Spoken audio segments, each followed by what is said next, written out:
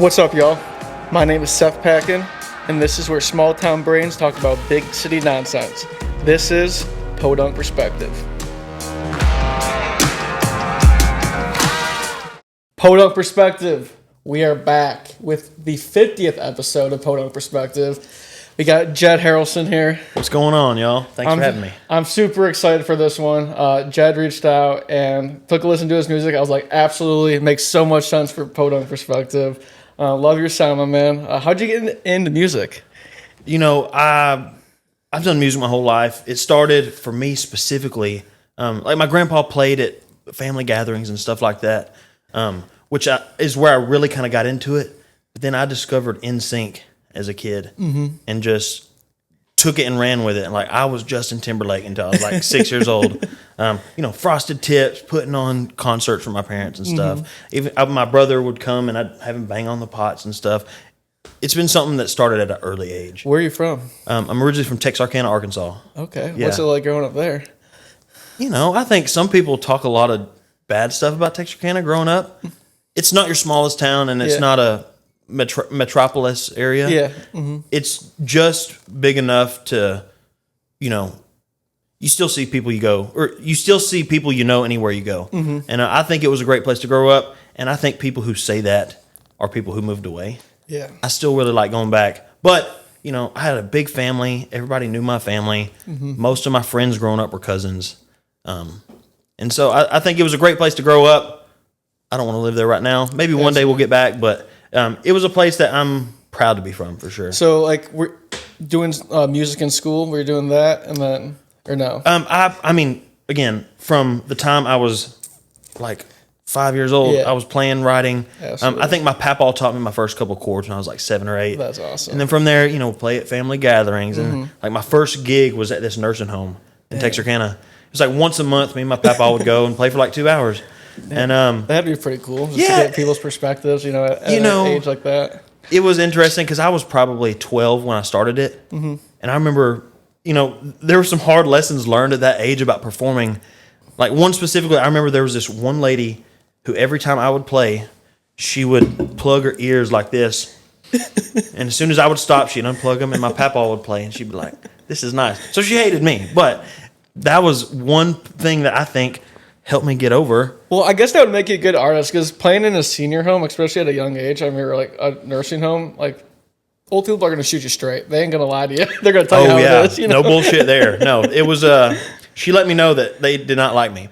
Dang. I think once I stopped playing there, my papaw says they even called him and was like, "They missed your grandson. When's he going to come back?" I think this was whenever I was in college that was happening. Absolutely. So I played there for like 3 or 4 years, up until high school. Started getting into high school stuff, doing podunk shit, When did you start to like form a band and do that thing? So I went to school in Fayetteville, Arkansas, at University of Arkansas. And that was the first time I ever like got a band together. Yeah. I met some guys up there and we really jived well together. And I think our first show was like a battle of the bands. Hell yeah. And, told every person I knew in the whole city. I think we won Battle of the Bands and they cut me this check for like, it was like $900, and it was 4 of us in the band. And at that point, we're like, "Holy shit, we get to split $900! This is sick, I can do this." And from then on, played a lot of shows in my college town. Learned how to put a show together and like host a show, sell tickets and stuff. January of 2020, we were all supposed to move to Nashville together. Well, I was the only one who moved. Yeah, and honestly, I have not seen those guys since. Damn. Maybe a couple of them, but it was one of those things that I got here. They were like, "Oh, we're coming next month. We're coming next year. We're coming in 2 years." And then what gave you that real push to move here? I think because I started so early, everybody in my family would always be like, "When you move to Nashville?" Yeah. That was the thing. You do music, you go to Nashville. And so I had a cousin who moved here to do music, some stuff. Her name was Bailey. She kicked out her tenant to let me have a space there. That's nice as so shit. I lived with a cousin who I didn't know anybody else in the town. I had a good rate on rent. That's great. We lived out in Hermitage, and moved here. And The plan was to always move here. Right. I think in college, whenever I was really deciding, it was either Austin or Nashville. And that was during COVID, 2020? Oh, dog. I moved here January of 2020. Holy cow. Yeah. Tell me how that was. I moved here with this big dream, and I didn't hide it. I told everybody I came here to be a rock star, I think I said that my whole life. Yep. And let me take a sip here. Cheers. Cheers. Coors Light. Brought to you by. I moved here in January 2020. It was great. Lived in Hermitage. I hit the ground running. I think I moved on January 9th, and I believe the first performance I had, it was at the Music Row Freak Show. I don't know if you're familiar with it. It's at the local. Yep. I don't know if it's still there or not.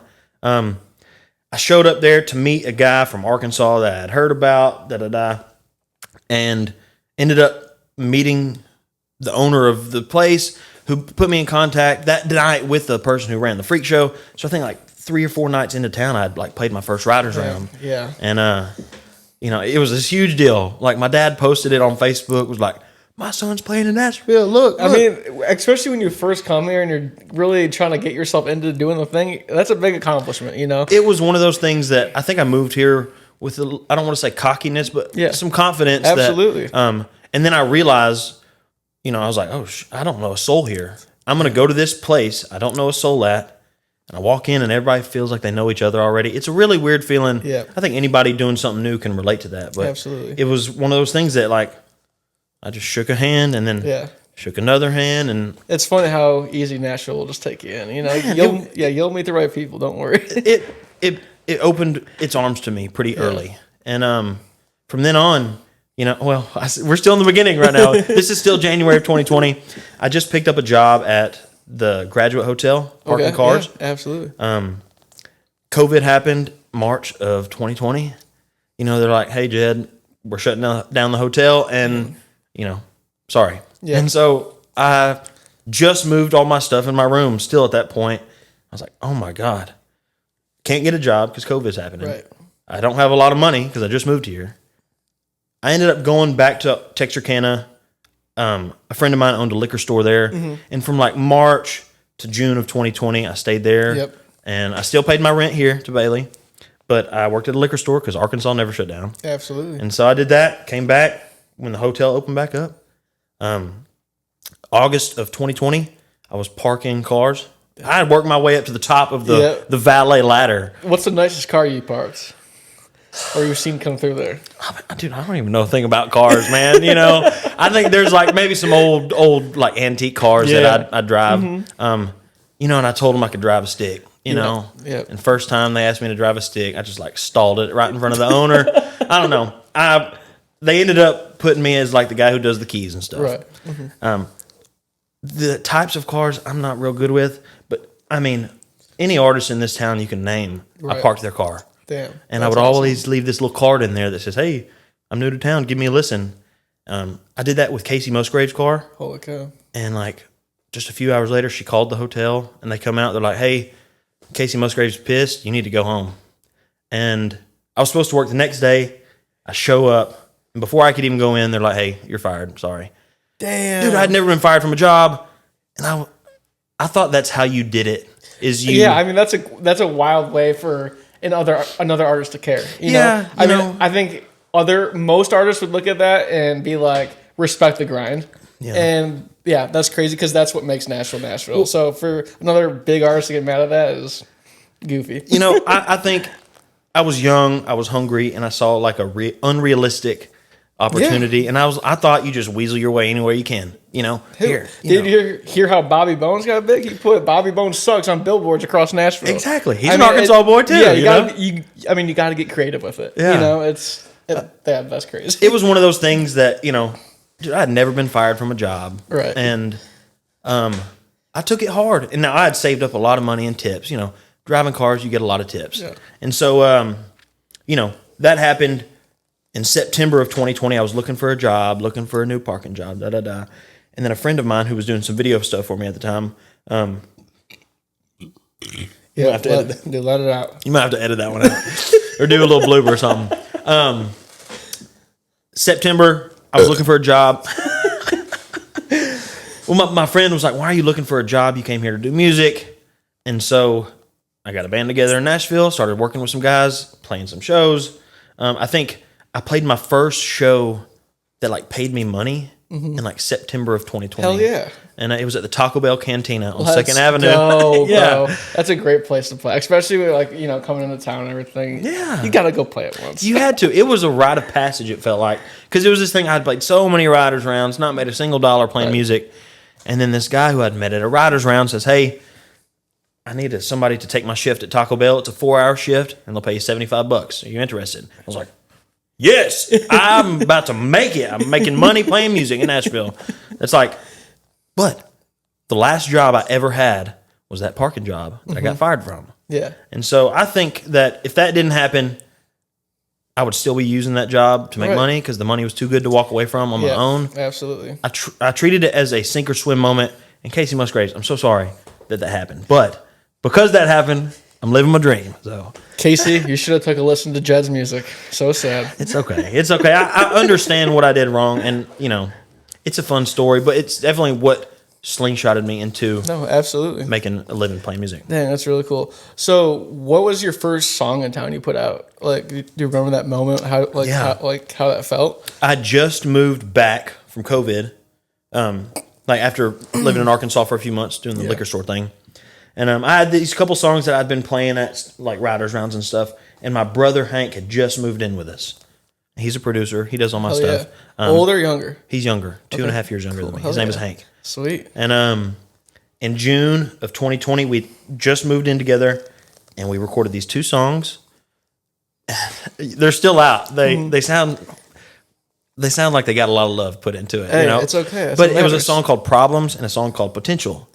And so we shopped it as the 2-song thing called Potential Problems. Dang. And so that was like the first release I ever did at all. Just even before that, had never really even known how to release music. Absolutely. And so that was one of those things that was cool. You know, I was looking through my old photos the other day, and I think in like August of 2020, I'd screenshotted my Spotify for Artists, and it said I had 400 monthly listeners. And I was so pumped about that. Hell yeah. And so, I don't know, it was a small but mighty step. Yeah, it's huge. I mean, think about it though. You're an artist that moves to town with all these dreams, maybe have 0 songs out, maybe have 0 listeners.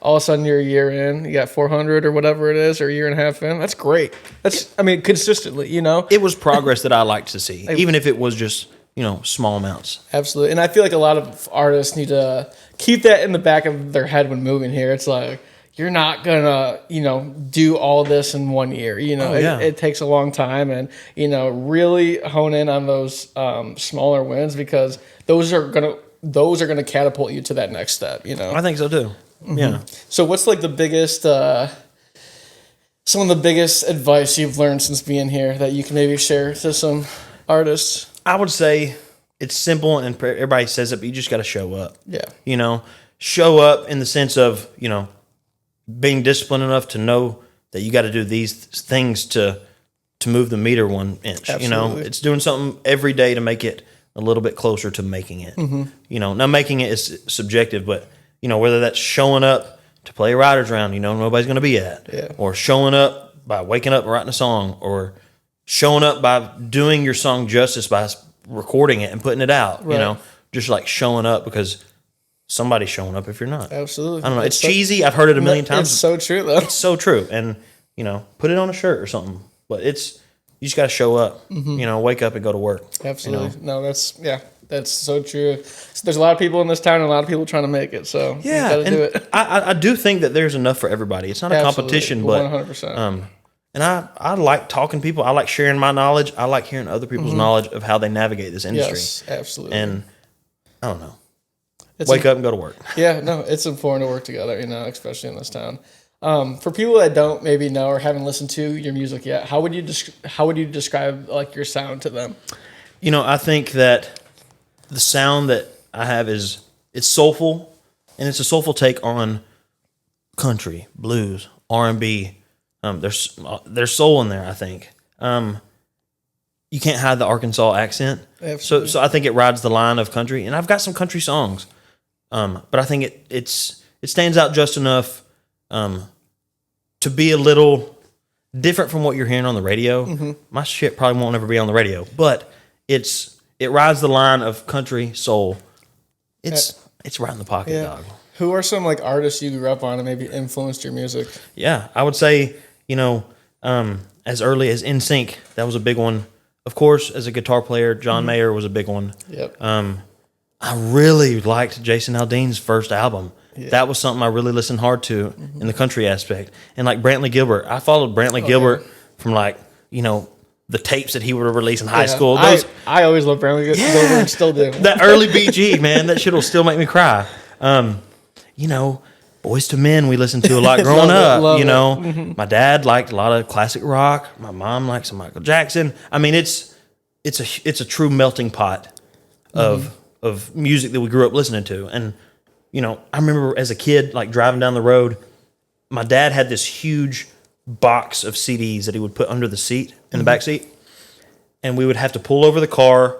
He'd get out, take the box out, shuffle through CDs. He'd grab 3 that were all of different genres. Yeah.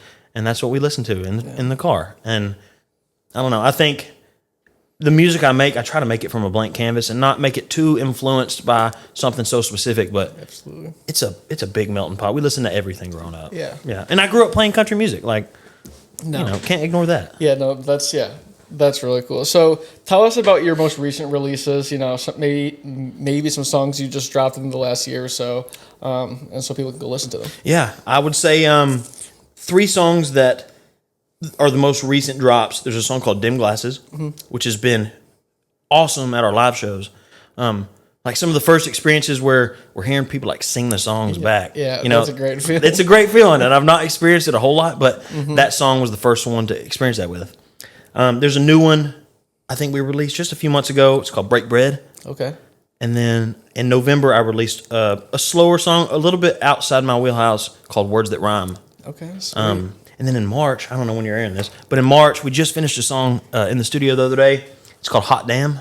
Okay. And I think that's going to be the one. Yeah, Hot Damn. I think that's going to be one of the ones that does some really cool stuff for us. So do you write your own music or everything? Yeah. So tell us about like maybe your writing process and how that works when you get into the room. I would say my writing process after however many years I've been doing it, my whole life, I don't know, it still happens in a different way every time. Right. Yeah. The times where I'm saying, hey, I'm going to sit down and write a song, I never write a song. Yeah. There's times where I've had to wake up in the middle of the night. I did that last night. No power. I had to wake up and go downstairs and write some stuff down. I don't know, man. I write all my stuff by myself, and rarely do I ever sit down with the goal of writing a song. It comes out of nowhere. Absolutely. Most of the time it comes out of nowhere. I don't know. It's not something I've even ever been able to put my finger on. Absolutely. And I think the more I question it and the more I try, the less it produces. And so I try to just go in it without thinking about it too much. Yeah. And because what ends up happening is, dude, I'm an emotional person. I'm very sensitive and I'm very emotional and I think about everything way too deep sometimes. And so what happens is there's a physical feeling where it's like I can't even really talk about it. I don't know what's happening. I go down there and something ends up coming out. And it sounds stupid. It sounds cheesy and it sounds crazy. But that's how it happens most of the time. Absolutely. Now, there are some times where I had a friend, Jack Dratch, who threw this little bass line down. We're at the house just hanging out and he threw this bass line down. And like 2 weeks later, I just come home from the gym and I have this bass line stuck in my head and I sit down and just write a whole song about it. That's sweet. And that's that Hot Damn song that we'll play in a little bit. But I don't know, man. I can't really tell you anything concrete about it because nothing is concrete. Yeah. So you have like, I've noticed when listening to your music, you have a lot of instruments on there, maybe more than normal country songs, I think so. Who are some of the players, or do you play yourself some of these instruments on these songs, or how do you put the song together to make it come to life? I am a guitar player, and I try to put my faith in people who have spent their life with an instrument. Yeah. Bass, drums, guitar is the basis of any song, I think. And I think we always do that. Of course, we add some horns. I've got some really good horns friends, my man Jack Warren and my man Hunter Smith, Hell yeah. two of my favorite guys I play with, and they go back and forth. I do not play saxophone. Yeah. I do not play I was saxophone. gonna say, No. I heard that on a few songs. No, I think I put a lot of trust and faith in, my friends who bring their instrument to the table. And now we collaborate on the ideas that come out of their instrument, but a lot of times I try to put my faith in it and, trust their judgment because they're well adjusted to their instrument. Absolutely. And so I think the collaborative aspect of that is, I think, where a lot of the collaboration of the sound comes from. Hell is yeah. trusting people to play those instinctual things that end up coming out when they hear the song and the bones of it, But no, I am a guitar player. Yeah. I dabble a little bit in the keys, but probably not even that much, Yeah, no, for real. So take music out of it. Tell us a day in the life of Jed. What does Jed like to do? What are some restaurants he likes to go to in Nashville? Some bars he likes to hit? Yeah. I think that in January we're always tightening the belt. Yeah. But in the day a day in the life of Jed in a normal aspect is I wake up and I always try to go to the gym. I think it makes me feel good to wear myself out. Right. In the morning, I try to go early. That way I have the day to tackle. I like to cook. I like to cook an extravagant breakfast at about 11 every day. What's your go-to? Lately, it's been deer steak, sweet potatoes, Hell yeah. and 4 eggs. That sounds delicious. With an avocado, too. Yeah. Sometimes I'll fry the deer steak. Sometimes I'll just pan sear it as is. I'm eating a lot of deer meat right now. I've got probably 50 pounds of it in my fridge or my freezer. You shoot yourself? Yeah. Where do you go hunt that? Back home in Arkansas. Yeah. I take the first weekend or the second weekend of November off every year to go back to my Flanagan deer camp, my family deer camp. Dang, and that's wild. It's been almost 75 years of my deer camp going consistently. Holy cow. That's Now, really cool. doing what I do, I only get to really hunt that first opening weekend. Yeah. And so if I don't kill on that opening weekend, then I don't have deer meat for the year. It saves us money. It's good. It's lean. It's great. It's clean. It's lean, and it tastes a little funky sometimes, but it gets the job done. Anyway, I cook. Dude, I work a lot. Yeah. When I say work, I'm talking. I just recently signed a booking deal with a company, but Hell yeah, bro. in the last 3 years, I would come home, eat my meal, and I would sit and book for 3 hours. I'm still trying to figure out the work rest balance. But on a day where I'm intentionally saying I'm not working today, me and my wife, we like coffee. We're coffee snobs. And so like on a Sunday morning is what I would say is our go-to day that's not about work. Wake up, we go to Crema Coffee. Hell yeah. We got a good team there. They always rock us on Sundays. They do have good coffee. They do. Isn't that Brentwood or like Franklin area? Well, so the one we go to is in East. Okay, so there's multiple locations. There's multiple, but this is the best. Yeah. They got the best team I'll on have to Sunday. try that. I'm in East now too. I'm off of like by the Tiger Bar there. Okay, so not far. Yeah, that area. We start the day there, get a coffee. We'll go to the Goodwill in Madison because that's the best one in Middle Tennessee. We go to estate sales. We go to Goodwills. I love thrifting. I love doing that. Actually, estate sales I haven't been to here. I used to stop a lot back home. When I'd be driving home from work or something, I'd see a sign outside. I'd walk in, check it out, see what they got, It's cool going through people's shit. Oh, 100%. No, there's one time I walked out. This guy, long story short, he worked for a stadium in Detroit, and he ran the merch booth for all the artists that would come in. Oh, my God.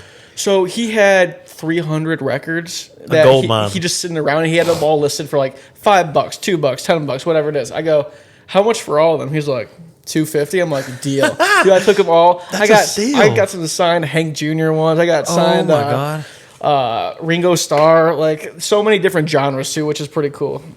The thrift store find, man. Yep. If you can find something like that and a good deal, I don't know. Every time we get out of the car, we always say, deals, deals, deals. Yeah. You found a Dude, good deal. I need to go with you. We need to go hunting sometime. Bro, brought to you by Thrift Life, except the shoes. It's actually so fun. It's more fun than like actual shopping because there's actually times you'll see something and you'll be like, I don't need that, then think I need that, but I want that. You know? And you'll get it. It's a lot of times I come home with something I almost never touch again. But probably every fourth or fifth time I got a gem that I just end up always using. After the thrift, I don't know, the idea of hot chicken in Nashville is something I'm passionate about. Yep. And there's only one in this city. Which one? And it's Red's Hot Chicken. Okay. Right by Centennial Park. And we have a good system there where, come back from the estate sale, we go there, put our order in at the window, you walk around the Parthenon, and by the time you get done, your food's ready. That's great. And they're only open like Wednesday through Sunday. I'll have to check them out. I haven't had them yet. I've eaten every hot chicken in this city. Yeah. And the only one I will go back to is Red's Hot Chicken. Dang. And I will fight anybody on it, Not to talk too much about hot chicken, but, it always ends with either hot chicken or some like tacos at a taco truck. Right, absolutely. What about when you go back home, like Texarkana? What are some stops you need to go hit, On the way home to Texarkana, on I-40, there's nothing. Mm-hmm. We call it the Chesert because the only thing you can eat between Nashville and Arkansas is Chester's Chicken at a gas station. Funny. So we call it the Chesert. I don't know. As soon as we get home, there's this place. It's called Zapata's in Texarkana, and it's been there my whole life. It's this Mexican restaurant that looks like something out of a movie. But what ends up happening is, the first night we go to Zapata's, and I see everybody I hadn't seen in a year. It's like just this homecoming reunion. I see teachers from high school and friends from college, and just everything is at Zapata's. And what we end up doing a lot is going to see people, but then after we're tired of that, coming home, sitting on my mom's porch, and just like, we call it back porch raw. Yeah. We try to stay away from the bars. When we were younger, we'd go to the bars and stuff. Mm-hmm. But we end up on the porch every night, having back porch raw, talking about life, drinking beer, hanging out, being podunk. Absolutely, yeah. And I always try to set aside most of my time to see family. Mm-hmm. And we'll end up having them come to the house, or we'll go to my mom and papa's house, stuff like that. My mama always tries to make breakfast at least once while I'm home. Hell yeah. These are like little staples that I'm trying to think of we do every time we go home.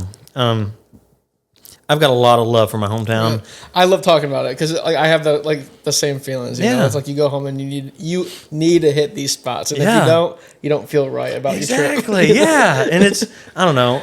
I love seeing people. I love playing catch up. Yeah. Even if it's only been 2 months, I love playing catch up. Absolutely. And so, anytime we go anywhere in Texarkana, we're rolling deep. Mm-hmm. We got it seems like our whole family ends up anywhere we go. Absolutely. I got a huge family that is full of fun people, and most of the town knows my family. Yeah, and so great. We pulled up and we was like, oh shit, there's the Harrelsons and the Flanagans, It's like, God, I don't know. I love going home and I look forward to it every time. Hell yeah, bro. Yeah. I can totally agree. Well, you brought your guitar today. Of course. I think we should get to some music. Let's play some jams, Let's do it up. Check 1, 2. Ready to roll. Podunk Perspective. We are back with some music. My man Jed Harrelson's going to give us a treat. What's this first song you got for us? I got a song. I'm going to play. The first song I talked about was a song called Dim Glasses. This has been one of those ones that has been really cool at live shows. Mm-hmm. I think it's because I promote the shows with this song. Absolutely. This song is called Dim Glasses.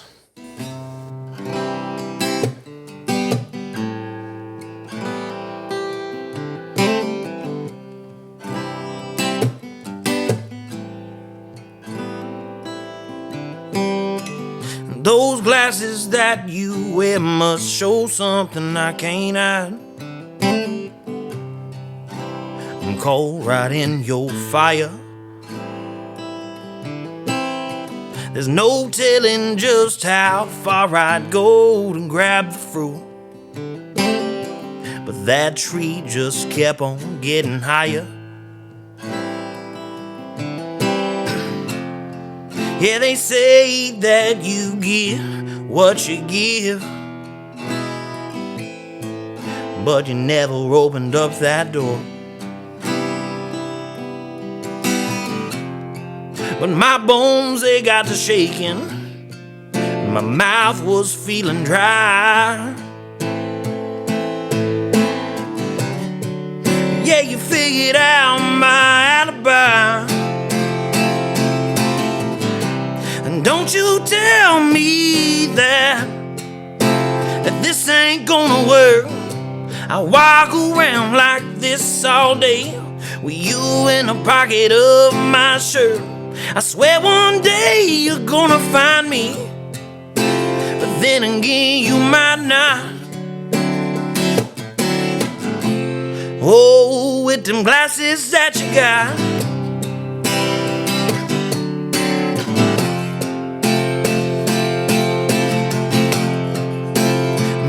walk away nothing seems to change it all. It will never be the same. Even when my feet get cold, they're standing in the way, standing in the way. Don't you tell me that this ain't gonna work. I walk around like this all day with you in the pocket of my shirt. I swear one day you're gonna find me, but then again you might not. Oh, you might not, you might not. And don't you tell me that this ain't gonna work. I walk around like this all day with you in the pocket of my shirt. I swear one day you're gonna find me, but then again you might not.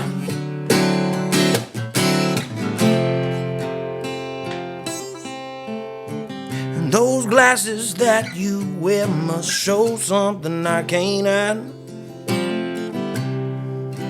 I'm cold right in your fire. There's no telling just how far I'd go to grab the fruit, but that tree just kept on getting higher. Let's go, my man. That was awesome. Thank you so much. The song is called Dim Glasses, and you can find that anywhere. That's listen amazing. to music. Yeah. So how'd you learn to sing, I guess? You know, was that like a gradual thing, or did you pick that up pretty easily? I always sang, and my papa will tell this awesome story about as a kid, you know, like going through puberty, your voice changing was like really hard as somebody who was singing throughout all of that. You're right. And so I was like, one day, the songs I was singing, I couldn't sing anymore. So I figured out how to sing them. And then by the time I figured out how to sing them, my voice changed again. Yeah. And so it's been one of those things that, you know, at a certain point, I just quit thinking about it and just trying to sing. You know, I think I try to sing loud. I try to sing with my full voice every time. And but definitely as a child, you know, 11, 12, 13, definitely had some issues with myself. No, absolutely. Papa, why won't my voice change? Yeah. You know? Well, it's like the biggest person that comes to mind right now that I remember experienced that with is like Justin Bieber, right? Yes. His earlier stuff compared to now, I mean, it sounds kind of a little bit. You can hear the similarities, but it's not the same. It's not the same. You know, I think Justin Bieber was one of those things that, as he was really starting to get big, I was like, damn, I like that. I want to do that. Me too, seriously. I think he's got some good stuff. An inspiration I don't talk about is the Biebs, you know? Oh, yeah. I love Bieber. I'll go back and listen to a few of his jams here and there. Yukon, that's great. Dude, his new stuff is great, too, you know? Daisies, I like that one, too. That's my favorite, you know? I think that's the world's favorite, too. Absolutely. Yeah. What's the second one you got for us? All right. I think I'm going to play one, get my foot right. This song is called Break Bread.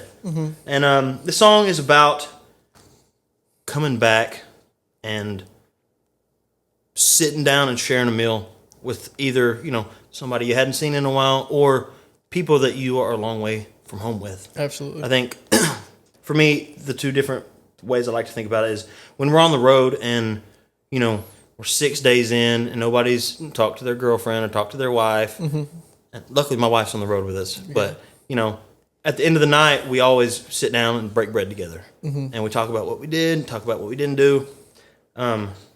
It's a sacred moment to share a meal with somebody.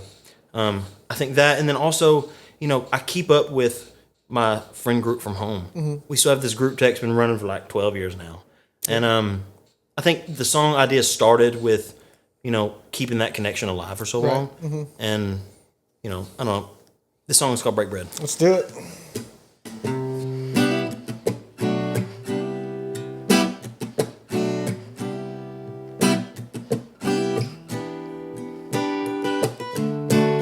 Yesterday's in the back, you know it's nice to react, and goes in a flash. Here we are once again, spitting like kids in the wind. It's nice to pretend. Can't wait to see how long it'll be. Something to me, but it tastes too good not to stand it. Heart on a sleeve, much less to me. No place to be, but it made me cool like the fan did. But it made me cool like the fan did.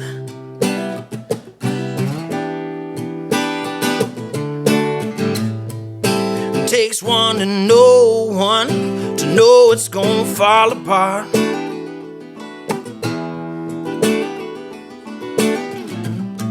Ain't been known to fold on them. That's just where it starts. I can't look inside myself if I ain't clear. It's not time, well, but here we are and I'm right here. It's time we tell, wait, not right now, 'cause that's my favorite part. To break bread and not fall apart. To break bread and not fall all apart. Do do do do do do do do do do do do. It takes one to know one, to know it's gonna fall apart.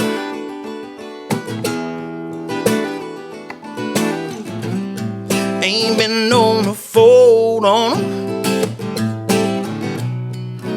That's just where it starts. Ooh, yeah. And I can't look inside myself if I ain't clear. It's not time, well, but here we are, and I'm right here. It's time we tell, wait, not right now, 'cause that's my favorite part. To break bread, ooh, without falling all apart. We're falling all apart, no, no, no, no. To break bread without falling hard.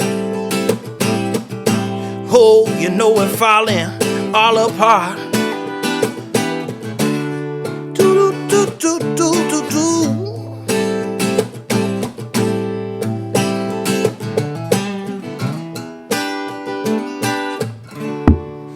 Yeah, I love that song. I think I'm up the mic on the mic, but it's all good though, man. I love that song. Thank you so much. It's a song called Break Bread, and it's about sharing a meal with your partners. That's out on all platforms. Yeah, anywhere you listen to music, yeah.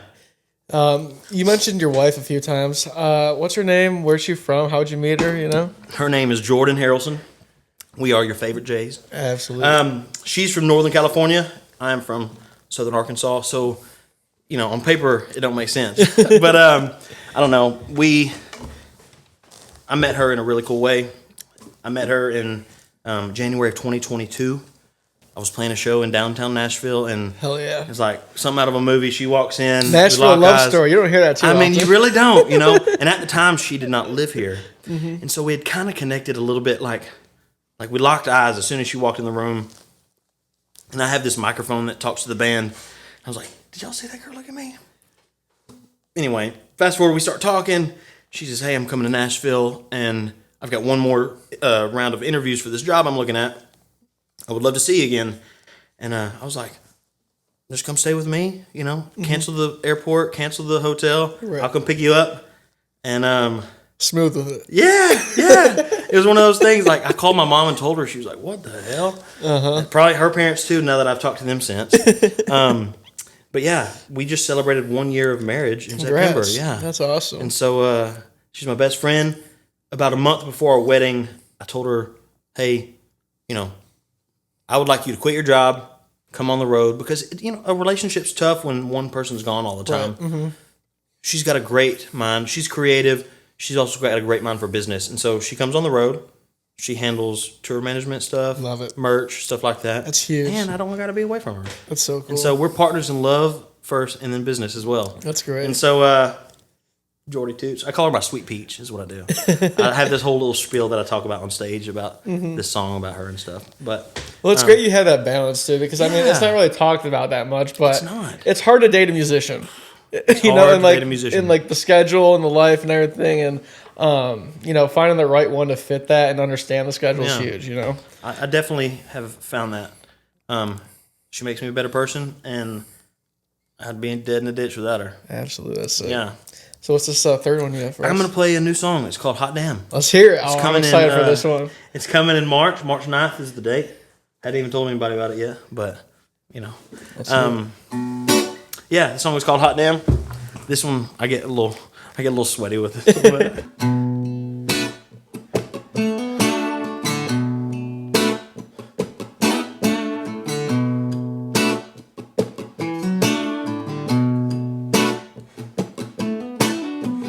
Hot damn, here we go again. But it never really happened. Not bland, it'll blow some spit. Just enough for satisfaction. You're never gonna get enough. But damned if I do. Oh, but if I do. Yeah, it's strange by the way things change. And I don't know if I want to.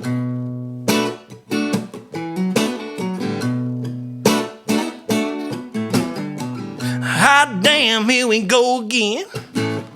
Just enough to get me going. Shot down, so I throw a fit. Yeah, you never really know until it's gone. You never know until it's gone. So what I do, I take one look at you, and it feels like something's wrong. Yeah, what's wrong is I can't stand it. Get out my way, damn it. Well, I don't mean to. Oh, it's just my lean-to. In the morning I can hide it. You might not recognize it. But I can't sleep if I don't get my fix. Hot damn, here we go again. Hot damn, here we go again.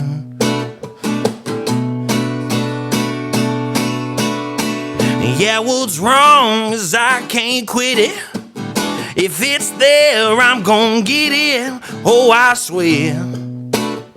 Don't you take me there. In the moment I can fight it and try not to weaponize it. But I can't sleep if I don't get my fix. Hot damn, here we go again. Oh, hot damn, here we go again.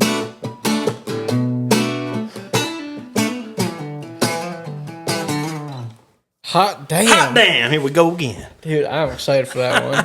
It's a new tune coming out March 9th. Mark your calendars. Go get it. Go March get 9th. it. Why, it's hot, baby. Seriously. So tell us like the story again, how you came up with that one. Yeah, this song, I tell you, just from a songwriting standpoint, my friend Jack Dratch was like, hey, I came up with this bass line, and it's like... Yep.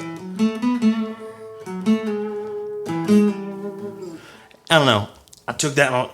I think that day I said something like, oh, damn, or I think maybe Hot Damn came out. And so at the top of this piece of paper I wrote, Hot Damn Swampy Blues Song. That's the first thing that came in my head. Mm-hmm. Came home from the gym one day and just like wrote the whole thing in like 20 minutes. Hell yeah. And I came up to my wife, I was like, yo, listen to this. This pen is sizzling right now. This is the song right here. And so, I don't know, we had a lot of fun putting it together. It came together quick. And dude, I'm gonna start a writer's round called the Sizzling Pen. The Sizzling Pen. You heard it first, right here, Podunk, baby. No G. A little hype. Sizzling. I like that. But yeah, it came together quick, and it came together honestly. Yeah, and awesome. It's a cool song. I think I don't really talk about the meaning of it, but I think the meaning of it is, being without something that you typically aren't without. Right. Take that as you will. Yeah. And so, hot damn, baby. Hot damn. Here we go again. So I think we got time for one more. Yeah. Oh, what's this last one you got? I'm going to play one that's a little bit different. I released this song in November. It's, I think James Taylor is somebody I look at a lot with music. Hell yeah. And this is a little bit out of my wheelhouse. This song is called Words That Rhyme. Let's go. Sorry, the weather. Sinus It's okay. I get it. This song is called Words It's all That the Rhyme. ice.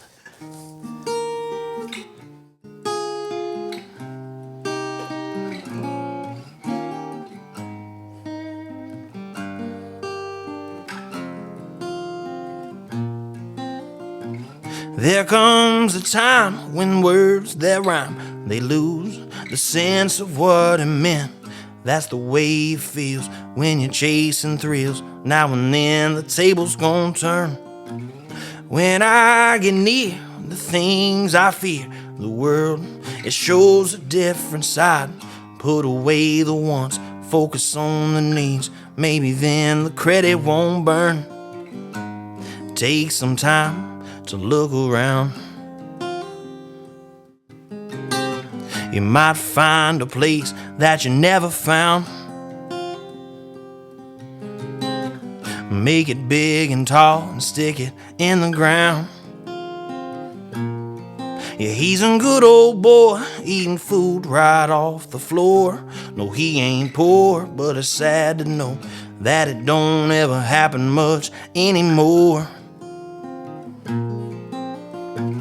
When I get lost and lines get crossed, I find another place to hide. What doesn't happen once won't happen twice. In the end, you're never gonna learn. Take some time to look around. You might find what's lost might not be found. Get up and go to work to be profound.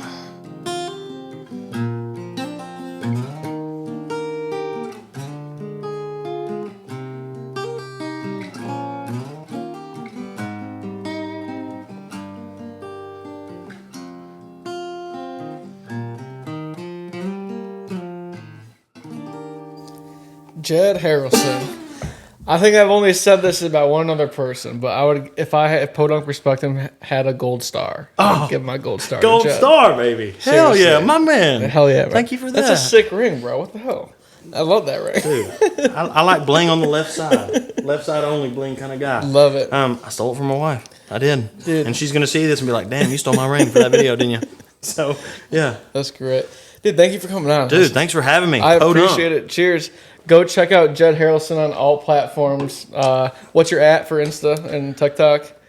I've not seen another Jed Harrelson. And if there's another Jed Harrelson, there's a few like fake accounts out there, but it's Jed Harrelson anywhere you listen to music on all platforms. Yeah. And we got a new song out March 9th. New song out March 9th. We're releasing 7 songs this year, including a Christmas song. Go. And so we're it's gonna be a busy year for us for sure. I'm excited. Well, thank you for coming on, man.